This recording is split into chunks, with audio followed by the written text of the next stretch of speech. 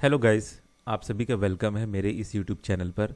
तो आज के इस वीडियो में हम लोग पढ़ेंगे क्लास 8 ज्योग्राफी एनसीईआरटी चैप्टर 4। तो चलिए शुरू करते हैं। Gurpreet, Madhav and Tina were walking through the village where they saw a farmer tilling land. The farmer told them that he was growing wheat and had just added manure to the soil to make it more fertile. He told the children that the wheat would fetch a good price in the mandi from where it would be taken to factories to make bread and biscuits from flour. मतलब यहाँ पे ये कह रहा है कि बच्चे हैं, एक किसान को देखते हैं कि वो किसान जो है अपने खेतों में गेहूँ उगा रहा है, ठीक है, और ज़मीन को फर्टाइल करने के लिए वो ज़मीन में खाद वाद डालता है, ठीक। और बच्चे उससे पूछते हैं कि ये क्यों कर रहे, तो वो बच्चों को बताता है कि ये सब करके मैं अच्छा सा मतलब जो गेहूँ है वो इसमें उगाऊंगा। गेहूँ जब निकलेगा तो उसे मैं अच्छे प्राइस में मंडी में बेचूंगा और मंडी वाले फिर उसे फैक्ट्री में ले जाएंगे जहाँ पे उसका जो है क्या बोलते हैं आटा बनेगा, फिर उससे बिस्किट बनेगा। This transformation from plant to a finish product involves 3 types of economic activities. This are primary, secondary and tertiary activities. तो ये जो पौधे से लेके है ना, मतलब गेहूं के उगाने से लेके जो आखिरी तक जो बिस्किट और ब्रेड बनाने की जो प्रक्रिया है उसमें ना 3 तरह के एक्टिविटीज़ होते हैं, इकोनॉमिक एक्टिविटीज़, ठीक है। तो 3 तरह के, कितने टाइप्स ऑफ इकोनॉमिक एक्टिविटीज़ है? 3 तरह के। तो ये 3 इकोनॉमिक एक्टिविटीज़ क्या क्या है? प्राइमरी एक्टिविटीज़, सेकेंडरी और टर्सरी एक्टिविटीज़। प्राइमरी एक्टिविटीज़ क्या होता है? Primary activities include all those connected with extraction and production of natural resources. Agricultural, fishing, gathering are good example. मतलब प्राइमरी एक्टिविटी मतलब होता है कि जहाँ पे आप एग्रीकल्चर का काम कर रहे हो, है ना, फिशिंग हो गया, एग्रीकल्चर हो गया, जहाँ पे आप प्रोडक्शन कर रहे हो, है ना, उगाने का काम कर रहे हो नेचुरल रिसोर्सेज के जरिए, ठीक है।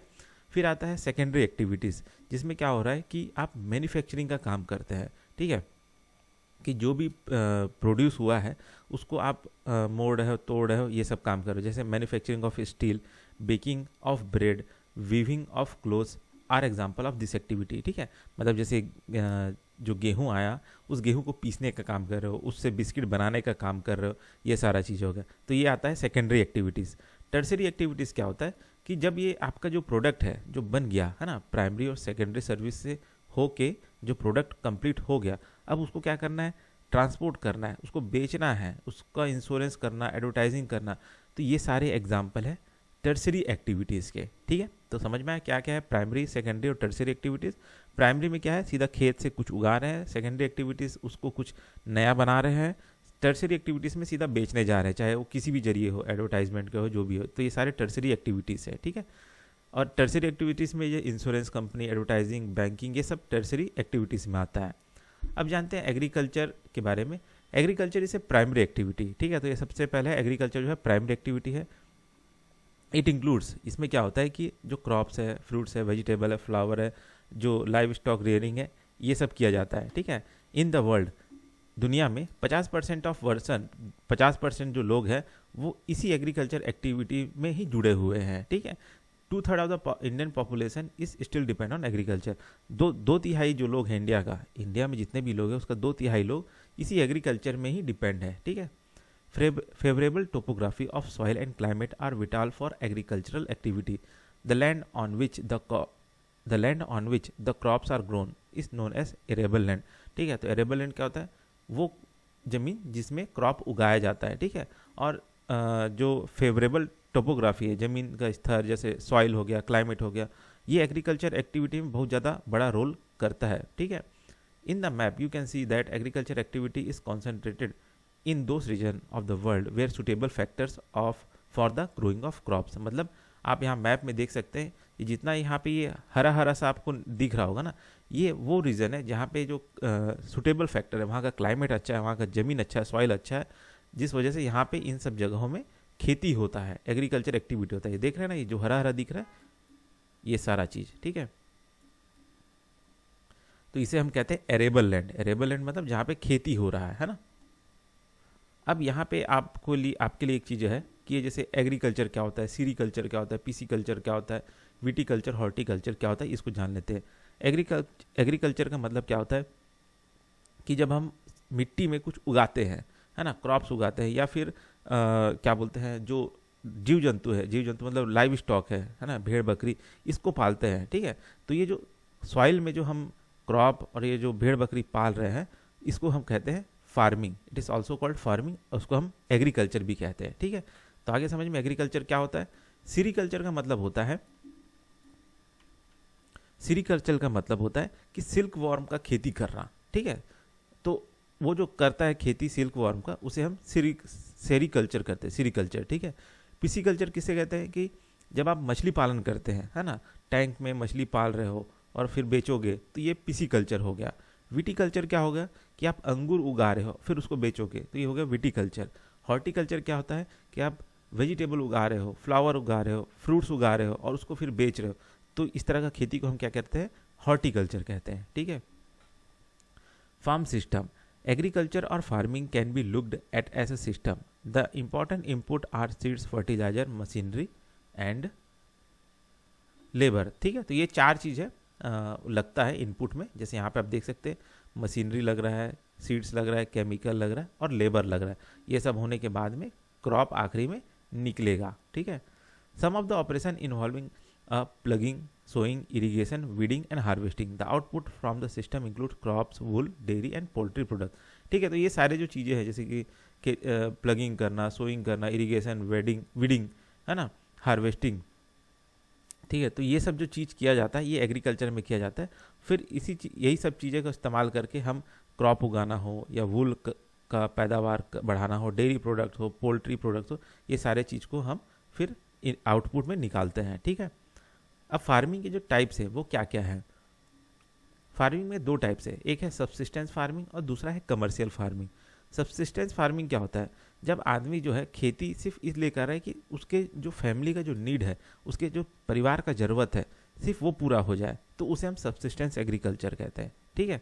वो स्मॉल लैंड में ही अपने ही लो लेवल ऑफ टेक्नोलॉजी और घर के ही लोग मिलके छोटे से ज़मीन में वो उगाते हैं, है ना, खुद के परिवार के लिए। इसे हम कहते हैं सब्सिस्टेंस फार्मिंग, ठीक है। सब्सिस्टेंस फार्मिंग जो है क्लेसिफाई है intensive subsistence and primitive subsistence, ठीक है। तो अब ये भी दो टाइप में बटा हुआ है। तो ये है इंटेंसिव सब्सिस्टेंस एग्रीकल्चर में क्या होता है, जो फार्मर है वो क्या करता है, स्मॉल प्लॉट ऑफ लैंड में सिंपल टूल्स और ज़्यादा से ज़्यादा लेबर्स का इस्तेमाल करके वहाँ पे किसानी करता है, खेती करता है, ठीक है। Climate with large number of days with sunshine and fertile soil, permitting growing of more than one crop annually on a same plot, ठीक है। और साल में एक से ज़्यादा साल में सेम प्लॉट पे एक से ज़्यादा तरह का अलग अलग क्रॉप उगा के वो पैदावार निकालता है उस ज़मीन से, ठीक है। राइस जो होता है मेन क्रॉप होता है। जो अदर क्रॉप्स है जो इस तरह का काम इस तरह के खेती में उगाते हैं वो है वीट, मेज, पल्सेस एंड ऑयल सीड्स। फिर जानते हैं, अच्छा फिर ये वही है intensive subsistence agriculture is prevalent इन, ये कहाँ पे ये फेमस है, ऐसे जगहों में जहाँ पे बहुत ज़्यादा आबादी है, ठीक है। आबादी वाला जो सबसे ज़्यादा आबादी वाला एरिया है वहाँ पे इस तरह का इंटेंसिव सब्सिस्टेंस एग्रीकल्चर होता है, ठीक है। और ये खासकर मानसून रीजन जो है साउथ का, south east and east Asia में यहाँ पे होता है, ठीक है। अब देखते हैं कि ये प्रिमिटिव सब्सिस्टेंस एग्रीकल्चर क्या होता है। इसमें क्या होता है, include shifting cultivation and nomadic herding. Primitive subsistence agriculture में क्या होगा कि ये खाना बदोश की तरह, है ना, एक जगह पे जंगल को साफ किए, वहाँ पे उगाए, फिर कुछ साल वहाँ पे उगाने के बाद इस जगह को छोड़ने के बाद फिर कहीं दूसरी जगह चले गए, तो ये हो गया शिफ्टिंग कल्टीवेशन, ठीक है। नोमेडिक हर्डिंग में क्या होता है कि जैसे कि ये खासकर जो सूखे एरिया होता है ना, सेमी एरिड और एरिड रीजन होता है, जैसे कि सहारा, सेंट्रल एशिया और कुछ इंडिया का पार्ट जैसे कि राजस्थान, जम्मू कश्मीर में, वहाँ पे होता है ये नोमेडिक हर्डिंग, जिसमें क्या होता है कि जो हर्ट्समैन होता है वो जानवरों को एक जगह से दूसरी जगह ले जाता है, जहाँ जहाँ चारा मिलता है वहाँ उसको चारा खिलाता है, फिर आगे बढ़ता जाता है और उसी जानवर के साथ में लोग आगे चलते जाते, मतलब कोई एक जगह पे जिंदगी भर के लिए नहीं रुकते, ठीक है। तो ये हो गया नोमेडिक हर्डिंग, ठीक है। यहाँ पे एक चीज़ और याद रख लीजिए, ये शिफ्टिंग कल्टीवेशन जो मैंने बताया ना, एक जगह पेड़ काटे फिर उसमें उगाए, फिर उसका दूसरी जगह गए, है ना, फिर इधर पे अगर उपजाऊ इसका जो मिट्टी है वो उसका उपजाऊपना अगर ख़त्म हो जाता है, एक मिनट रुक जाइए, है ना, यहाँ पे जैसे शिफ्टिंग कल्टीवेशन क्या है, एक जगह पे जहाँ पे खेती बाड़ी कर रहे हैं वहाँ पे कुछ साल तक किए, फिर उसके बाद उस मिट्टी का जो उपजाऊपना था वो कम हो गया, फिर दूसरी जगह जंगल साफ किए, तो इस तरीके से शिफ्टिंग कर करके अलग अलग जगह में ये लोग खेती करते हैं, ठीक है। तो इसे हम कहते हैं शिफ्टिंग कल्टीवेशन। तो और इसे साथ में क्या कहते हैं, स्लैश एंड बर्न एग्रीकल्चर भी कहते हैं। तो मुझे ये बताना था, स्लैश एंड बर्न एग्रीकल्चर को भी शिफ्टिंग कल्टीवेशन कहते हैं, ठीक है। और अलग अलग जगहों में शिफ्टिंग कल्टीवेशन को यहाँ पे देख सकते हैं अलग अलग नामों में जाना जाता है। जैसे नॉर्थ ईस्ट इंडिया में इसे झूमिंग कहते हैं, मैक्सिको में इसमें मिल्पा कहते हैं, ब्राज़ील में इसे रोका कहते हैं, और मलेशिया में इसे लडांग कहते हैं, LADANG, ठीक है। तो ये समझ में आ गया शिफ्टिंग कल्टीवेशन। नोमैडिक हर्डिंग समझ में आ गया, जानवर को अपने साथ में लेके चले जा रहे हैं, जहाँ पे उनको खाना पानी मिला वहाँ पे रुक रहे हैं, फिर उसके बाद फिर आगे बढ़ रहे हैं, फिर कहीं और मिला खाना पानी फिर रुक रहे। तो इस तरह का जो हो रहा है ना, जैसे कि आप देख सकते हैं कि कैमल्स को लेके एक जगह से दूसरी जगह ये लोग जा रहे हैं, तो इसे हम कहते हैं नोमैडिक हर्डिंग, है ना। तो इसमें क्या होता है कि जो कैमल है उन्हीं से ही इन्हें जो दूध है, मीट है, वूल है, ये सब मिल जाता है, ठीक है। तो इस तरीके से ये लोग अपना जीवन यापन करते हैं। फिर आता है कमर्शियल एग्रीकल्चर, ठीक है। तो ये जो हमने पहले पढ़ा, ये क्या था, सब्सिस्टेंस एग्रीकल्चर, जो कि खुद के लिए कर रहे हैं। उसमें भी दो चीज़ पढ़ा, इंटेंसिव और है प्रिमिटिव वाला, ठीक है। और प्रिमिटिव में भी दो है, शिफ्टिंग और नोमैडिक, ठीक। अब जानते हैं ये कमर्शियल फार्मिंग। कमर्शियल फार्मिंग क्या होता है, इसमें जो क्रॉप उगाया जाता है ना, ये खुद के लिए नहीं उगाया जाता, ये मेनली जो है बेचने के लिए किया जाता है, चाहे वो क्रॉप को ग्रोन करना हो या एनिमल्स को पालना हो। एनिमल्स आर रियर्ड, ठीक है। तो ये जो भी जानवर पाल रहे हैं या क्रॉप उगा रहे हैं, ये मार्केट में बेचने के लिए करते हैं, तो उसे हम कहते हैं कमर्शियल फार्मिंग, ठीक है। तो इसमें जैसे कि क्या क्या है, जैसे कि वीट है, मेज है, जो कि कमर्शियली ग्रोन किया जाता है, ठीक है। और ये ज़्यादातर जो है टेम्परेट ग्रासलैंड है नॉर्थ अमेरिका का, यूरोप और एशिया में, वहाँ पे ये ज़्यादा किया जाता है ना। और ऐसे जगहों में specially populated with large farms spreading over hundreds of hectare, ठीक है। तो ये खासकर ऐसे जगहों में ज़्यादातर आपको देखने को मिलेगा जहाँ पे जो लोग हैं एक जगह पे नहीं रहते, बहुत दूर दूर रहते हैं, और कई एकड़ के खेतों में ये इस तरह का काम करते हैं, है ना। कोई छोटा मोटा जगह में नहीं करते, कई एकड़ का खेत रहेगा उसमें पूरा एक साथ करते हैं, ठीक। Severe winters restrict the growing season and only a single crop can be grown, ठीक है। और ये जिसमें किया जाता है इस तरह का काम, उसमें एक ही क्रॉप ही उगाया जाता है पूरे साल भर में, है ना। तो यही चीज़ किया जाता है। इन मिक्स्ड फार्मिंग, अब ये मिक्स्ड फार्मिंग क्या होता है, the land is used for growing fodder and fodder crops and rearing live stock. मतलब वो ज़मीन जहाँ पे वो फसल भी उगा रहा है और जानवरों को भी पाल रहा है, ठीक है ना। तो ये हो गया मिक्स्ड फार्मिंग। ये कहाँ पे होता है, ये यूरोप में होता है, ईस्टर्न यूएसए में होता है, Argentina, south east Australia, New Zealand and South Africa. Plantation are type of commercial farming where single crop of tree, coffee, sugar cane, cassava, rubber, banana are और कॉटन आर ग्रोन, ठीक है। तो plantation क्या बोलते हैं, एक तरह का कमर्शियल फार्मिंग है जहाँ पे एक सिंगल जो क्रॉप है उसको उगाया जाता है, जैसे कि टी का, कॉफ़ी का, शुगर कैन का, केसव का, रबर का, बनाना का, है ना। वो भी large amount of labour capital इसके लिए रिक्वायर होता है। मतलब एक बहुत बड़े से खेत में एक ही तरह का फसल उगाया जा रहा है। चाय का है तो बहुत बड़े ज़मीन में सिर्फ चाय का खेती हो रहा है, रबड़ उगाया जाए तो रबड़ का ही खेती हो रहा है, बनाना उगाया जाए तो बनाने का। तो इसे हम क्या कहते हैं, प्लांटेशन, ठीक है। तो ये एक तरह का कमर्शियल फार्मिंग है। The produce may be processed on the farm itself or in near by factories. अब यहाँ से जो भी प्रोड्यूस होता है उसे क्या बोलते हैं, नियर फैक्ट्री में ले जाके प्रोसेस किया जाता है। The development of transport network is दस एसेंशियल फॉर सच फार्मिंग, ठीक है। तो ये जो डेवलपमेंट हो रहा है, ट्रांसपोर्ट हो रहा है, और ये जो डेवलपमेंट हो रहा है ट्रांसपोर्ट नेटवर्क का, ये इस 10 एसेंशियल फॉर सच फार्मिंग, तो ये इस तरह के फार्मिंग के लिए ये ज़रूरी भी है, ठीक है। मतलब यानी कि जैसे अब भाई इतना सारा बड़ा आप खेती कर रहे हो, सिर्फ एक ही फसल उगा रहे हो, है ना, बनाना का ही प्लांटेशन कर रहे हो, तो वहाँ पे आपका ट्रांसपोर्टेशन नेटवर्क है वो भी अच्छा मजबूत होना चाहिए, ताकि आप आराम से कोई दवाई लाना है ले जाना है, या यहाँ से जो प्रोडक्ट होगा उसको कहीं और लाना है ले जाना है, तो वो ट्रांसपोर्टेशन नेटवर्क भी मजबूत होना चाहिए इस तरह के फार्मिंग के लिए, ठीक है। खासकर ये प्लांटेशन जो भी कर रहे हैं किसी भी सिंगल क्रॉप का, उसके लिए मेजर प्लांटेशन जो होता है इस तरह का, वो कहाँ कहाँ होता है, वो होता है tropical region of the world में, जैसे कि मलेशिया में रबर, ब्राज़ील में कॉफ़ी, इंडिया में टी, श्रीलंका में भी टी, ठीक है। अब जानते हैं मेजर क्रॉप्स के बारे में। A large variety of crops are grown to meet the requirement of growing population. Crops also supply raw material for agro based industries. Major food crops are wheat, rice, maize and millets. Jute and cotton are fiber crops. Important beverage crop are tea and coffee. ठीक है, तो यहाँ पे major crop जो ज़्यादातर आबादी को सबसे ज़्यादा ज़रूरत होता है और वो है मेजर फूड क्रॉप्स में देखा जाए तो वो है वीट हो गया, चावल हो गया, है ना, मेज हो गया और मिलेट्स हो गया. ठीक है, वैसे ही फाइबर क्रॉप जूट और कॉटन का भी लोगों को बहुत ज़रूरत रहता है. और ब्रिवरेज क्रॉप में है टी और कॉफ़ी. राइस के बारे में जानते हैं. राइस जो है मेजर फूड क्रॉप है दुनिया का. It is staple diet of the tropical and सब ट्रॉपिकल रीजन. तो इस रीजन में इसको सब ज़्यादा खाते हैं. ठीक है, राइस जो है हाई टेम्परेचर, हाई ह्यूमिडिटी और हाई रेनफॉल में ही होता है. ठीक, it grow best in alluvial soil, clay soil. तो इस तरह के सॉइल में ये ज़्यादा होता है और पानी इसको ज़्यादा लगता है. चाइना इस चीज़ में आगे है, उसके बाद इंडिया है, जापान है, श्रीलंका है और इजिप्ट है.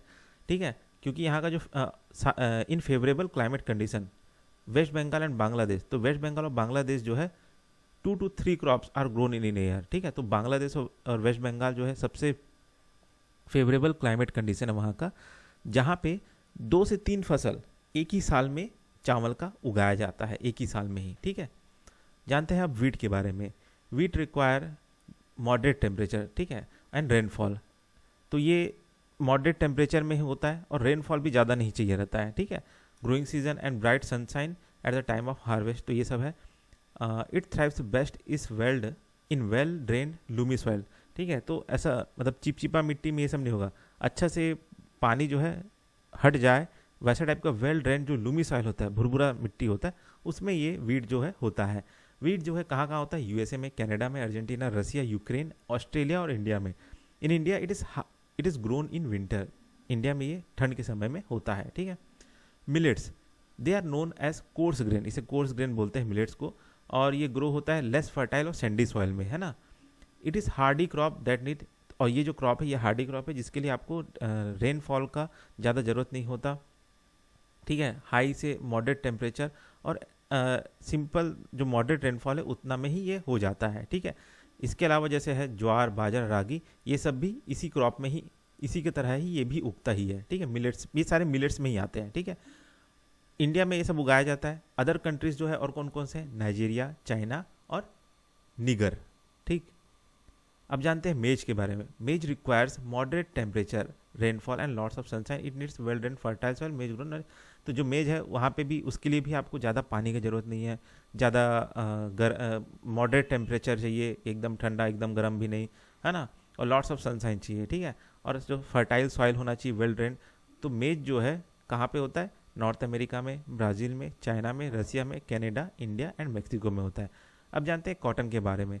कॉटन जो है उसको रिक्वायर है high temperature, light rainfall, 210 Frost free days चाहिए होता है. ठीक है, 210 फ्रॉस्ट फ्री डेज मतलब ऐसे जगह जहाँ पे मतलब अच्छा सनशाइन हो, है ना, और ये जो क्या बोलते हैं फ्रॉस्ट फ्री, मतलब वो ठंड जगह में, एकदम ठंड जगह इसको नहीं चाहिए. हाई टेम्परेचर रिक्वायर रहता है ना, हल्का रेनफॉल चाहिए. ठीक है, तो ऐसे जगहों में होता है. साथ ही साथ जो कॉटन है वो ब्लैक सॉइल, एलुवियल सॉइल में होता है. China, America, India, Pakistan, Brazil, Egypt जो है कॉटन सबसे ज़्यादा उगाते हैं. ठीक है, तो ये टेक्सटाइल इंडस्ट्रीज़ के लिए कॉटन सबसे बड़ा जो मेन है रॉ मटेरियल है. जूट को हम गोल्डन फाइबर भी कहते हैं. ये एलुवियल सॉइल में होता है. इसके लिए high temperature, high heavy rainfall और ह्यूमिड क्लाइमेट चाहिए रहता है. ये किस रीजन में होता है? ये ट्रॉपिकल एरिया में होता है. इंडिया और बांग्लादेश जो है इस चीज़ में लीडिंग प्रोड्यूसर है. ठीक है, सब ज़्यादा इंडिया और बांग्लादेश में होता है. कॉफ़ी वार्म और वेट क्लाइमेट में होता है. वेल ड्रेन्ड लूमी सॉइल चाहिए और हिल स्लोप होना चाहिए इसके ग्रोथ के लिए. ये कहाँ ज़्यादा होता है? ब्राज़ील में, है ना. कोलंबिया और इंडिया भी इसके साथ साथ है, वहाँ पे भी होता है coffee plantation. Tea is a beverage crop grown on plantation. This require cool climate. तो जो चाय है वो आपको कूल क्लाइमेट में ये क्या बोलते हैं, ये उगता है. वेल डिस्ट्रीब्यूटेड, हाई रेनफॉल चाहिए पूरे साल भर. ठीक है, इसके लिए जो सॉइल है वो वही वेल ड्रेन्ड लूमी सॉइल चाहिए. जेंटल स्लोप रहना चाहिए. जो लेबर है लार्ज नंबर इस required.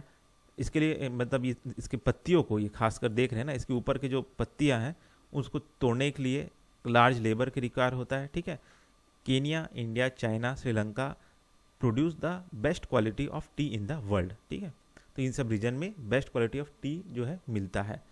Agriculture development. Agriculture development refers to effort made to increase farm production in order to meet the growing demand of the increased population. This can be achieved in many ways, such as increasing crop area, the number of crops grown, improving irrigation facility, use of fertilizer, and high yielding variety of seeds. Mechanization of agriculture is also another aspect of agriculture development. The ultimate aim of agriculture development is to increase food security. इसका ये कह रहा है ये paragraph में कि agriculture development का मतलब ये होता है कि वो एफर्ट्स हमने लगाया फार्म के प्रोडक्शन को इंक्रीज करने के लिए, जिससे हम आबादी का जो डिमांड बढ़ रहा है, ठीक है, उसको फुलफिल कर सके। और ये जो आबादी है, जो पॉपुलेशन है, इसका जो डिमांड फुलफिल करना है, उसके लिए हम क्या करना पड़ेगा हमको कि भाई जितना एरिया में हम खेती कर रहे थे अब उस एरिया को और इंक्रीज़ कर दो, तो वो एक तरह से हमारा जो एग्रीकल्चर है वो बढ़ जाएगा, प्रोडक्शन बढ़ जाएगा, फार्म प्रोडक्शन बढ़ जाएगा। नंबर ऑफ़ क्रॉप्स जो ग्रोन कर रहे थे उसको बढ़ा दो, इरिगेशन फैसिलिटी है उसको बेहतर कर दो, इम्प्रूव कर दो, फर्टिलाइजर जो high fertiliser yielding variety of seeds, high yielding variety of seeds use करो, अच्छे फर्टिलाइजर यूज़ करो, एग्रीकल्चर में को मैकेनाइजेशन कर दो, मतलब जो टेक्नोलॉजी है ना, उसका इस्तेमाल करो, मशीन का इस्तेमाल करो, ये कहा जा रहा है। तो इससे क्या होगा कि जो क्या बोलते हैं, जो प्रोडक्शन है, फार्म प्रोडक्शन है, वो इंक्रीज़ होगा और जो पॉपुलेशन का जो डिमांड है उसको फुलफिल करेगा। तो इसे ही हम कहते हैं एग्रीकल्चर डेवलपमेंट, ठीक है। मतलब जैसा आप खेती कर रहे थे उस खेती को आप और कैसे बेहतर बना सकते हो, उसी चीज़ को ये कहा है ना। तो कैसे कैसे कर सकते हो वो चीज़ बता दिया, मैकेनाइजेशन, एरिया बढ़ा दो, फर्टिलाइजर अच्छा यूज़ करो, high yield variety of seeds का इस्तेमाल करो। तो ये करके आप एग्रीकल्चर डेवलपमेंट कर रहे हैं, ठीक है। Agriculture has developed at different place in different part of the world. Developing countries with large population usually practice intensive agriculture where crops are grown on small holding mostly for subsistence. Large holding are suitable for commercial agriculture in USA. With the help of studies of farm, one from India and other from USA, let us understand about agriculture in the developing and developed countries. मतलब ये कहा जा रहा है कि जो developed देश हैं, है ना, और जो डेवलपिंग देश हैं, उन दोनों जगह में अलग अलग तरीके से खेती होता है। खासकर जो डेवलपिंग कंट्रीज़ है वहाँ पे क्या किया जाता है कि इंटेंसिव एग्रीकल्चर किया जाता है, मतलब छोटे से ज़मीन में क्रॉप उगाना, है ना, और उसी में ही बहुत मेहनत करके अपना जितना ज़रूरत है वो चीज़ करना। तो ये एक तरह के सब्सिस्टेंस एग्रीकल्चर हो गया। लेकिन जो बड़ा बड़ा ज़मीन है, लार्ज होल्डिंग्स है ना, जहाँ पे उगाया जा रहा है, इसलिए मतलब क्रॉप इसलिए उगाया जा रहा है कि उसे बेच सके, उसे हम कमर्शियल एग्रीकल्चर कहते हैं। और वो ज़्यादा होता है कहाँ, अमेरिका में, कनाडा और ऑस्ट्रेलिया में, ठीक है। इंडिया के जो फार्म है उसका क्या हाल है। A farm in India, there is a village Adilabad in Ghazipur district of Uttar Pradesh. Munna Lal is a small farmer in this village who has farmed of about 1.5 hectare. His house is in the main village. He purchases high yield varieties of seeds from the market every alternate year. The land is fertile and he grows at least 2 crops in a year, which is normally wheat or rice pulses. The farmer takes advice of his friend and elders as well as government agriculture officers regarding farming practice. He takes a tractor on rent or plugging his field, though some of his friend is still using traditional method of using bullock for plugging. There is a tube well is nearby the field which he takes on rent to irrigate his field. मतलब India में agriculture कैसे होता है वो बताया है. Munna Lal also has 2 buffaloes and a few hens. He sell milk cooperative society. ठीक है, cooperative society. तो यहाँ पे ये कह रहे हैं, यहाँ पे ये कहा जा रहा है कि जो इंडिया का जो किसान है ना, इंडिया में जो किसान होता है वो कैसे खेती करता है. एग्जाम्पल दिया इन्होंने गाजीपुर डिस्ट्रिक्ट अदिलाबाद, जो कि छोटा सा गांव है उत्तर प्रदेश का. वहाँ पे एक मुन्ना लाल करके किसान है जो 1.5 हेक्टेयर के खेत में अपना खेती करता है ना. अब वो खेती कैसे कर रहा है, वो 2 जोड़ी बैल से खेती कर रहा है. उसके पास है ना दो भैंस है, उसके पास कुछ मुर्गियाँ हैं, ठीक है. और छोटे से ज़मीन में वो क्या कर रहा है कि एक तरह से ट्रैक्टर जो है रेंट में ले रहा है, पानी के लिए भी रेंट ले रहा है ताकि वो अपने पारी के जरिए, मतलब एक तरह से इरिगेशन के लिए, सिंचाई के लिए पानी रेंट पे ले रहा है, ठीक है. और उसके तो कई सारे दोस्त ऐसे हैं जो कि ये क्या बोलते हैं, बुलक का यूज़ करके खेती कर रहे हैं. ये तो चलो कम से कम ट्रैक्टर भी किराए में ले रहा है ना. कई लोग तो ऐसे हैं कि वो ट्रैक्टर नहीं लेते, बुलक का इस्तेमाल करके ही, जो बुल्स हैं या है ना गाय वाय हैं उन्हीं का इस्तेमाल करके, बैल जो है उन्हीं का इस्तेमाल करके खेतों को जोतने का काम करते हैं, ठीक है. अब ये क्या करता है कि जैसे जो भी इसमें से पैदावार होता है, चाहे वो मिल्क निकल रहा हो उसे कोऑपरेटिव सोसाइटी में स्टोर में जाके जमा कर दिया, वहाँ जाके बेच दिया, ठीक है। एनिमल से जो हो रहा है उससे जो भी क्या बोलते हैं आमदनी हो रहा है उसको बेच रहा है, ठीक। साथ ही साथ उस खेत में उसके ही खुद के परिवार के लोग खेती में मदद कर रहे हैं, ठीक है। बैंक से वो क्रेडिट लेता है ताकि वो खेती कर सके, ठीक है। और साथ ही साथ वो जो high yield variety of seeds है उसे भी खरीद सके, फर्टिलाइज़र भी खरीद सके, तो बैंक से वो लोन लेता है। फिर जब आखिरी में सब चीज़ हो जाता है, उग जाता है, तो उसे मंडी में जाके बेच देता है, ठीक है। ज़्यादातर यहाँ के इंडिया के किसान जो है उनके पास कोई स्टोरेज फैसिलिटी होता नहीं है, जो भी पैदा हुआ उसे तुरंत वो लोग बेच देते हैं, रखते नहीं हैं क्योंकि स्टोरेज फैसिलिटी नहीं है ना। तो ये सारा चीज़ इंडिया के किसानों का है, मतलब जो नॉर्मली एक किसान जो होता है ना खेती कैसे करता है उसी चीज़ को यहाँ पे बताया है, ठीक। अब यूएसए में फार्मिंग कैसे होता है, the average size of farm in USA. अब जैसे हमारा क्या है 1.5 एकड़ में 1.5 हेक्टेयर में खेती करें, अमेरिका में क्या है 250 हेक्टेयर में ही बड़ा सा खेत है, इतना बड़ा सोची साइज का खेत है ना। और वहाँ पे वो क्या बोलते हैं बहुत जो मेजर क्रॉप्स है उनको उगा रहे हैं, जैसे कि कॉर्न उगा रहा है उतने बड़े एरिया में खेत में, सोयाबीन उगा रहा है, वीट उगा रहा है, कॉटन उगा रहा है, शुगर बीट उगा रहा है, ठीक है। और साथ ही साथ 300 हेक्टेयर लैंड में है ना वो कुछ और उगा रहा है, इस तरह का काम कर रहा है ना। साथ ही साथ वहाँ पे वो high yield variety of seeds तो इस्तेमाल कर ही रहा है, साथ ही साथ वो टेक्नोलॉजी के इस्तेमाल से दवाई छिड़कने का काम है ना। और जो भी खेती से रिलेटेड इन्फॉर्मेशन है वो कंप्यूटर के जरिए, जो सैटेलाइट जो लिंक्ड है कंप्यूटर के जरिए, तो कंप्यूटर के जरिए उसे इन्फॉर्मेशन मिल जाता है कि भाई आज का मौसम कैसा रहेगा, आगे आने वाले समय में क्या मौसम रहेगा। तो इस हिसाब से वो क्या बोलते हैं छिड़काव करना और जो भी खेती में जो भी सुरक्षा है उसको करना, ये सारा चीज़ काम करता है। इंडिया में ऐसे नहीं होता, अंदाज़ा करते हैं, लगाते हैं, फिर भगवान भरोसे बैठे रहते हैं। बारिश हो गया तो ठीक है, नहीं हो तो फिर बैठे बैठे रोते हुए, ठीक है। साथ ही साथ वो लोग टेक्नोलॉजी का भी और कई सारे इस्तेमाल करते हैं, मशीन्स का इस्तेमाल करते हैं, जैसे कि ट्रैक्टर हो गया, सीड ड्रिल्स हो गया, लेवलर हो गया, ठीक है।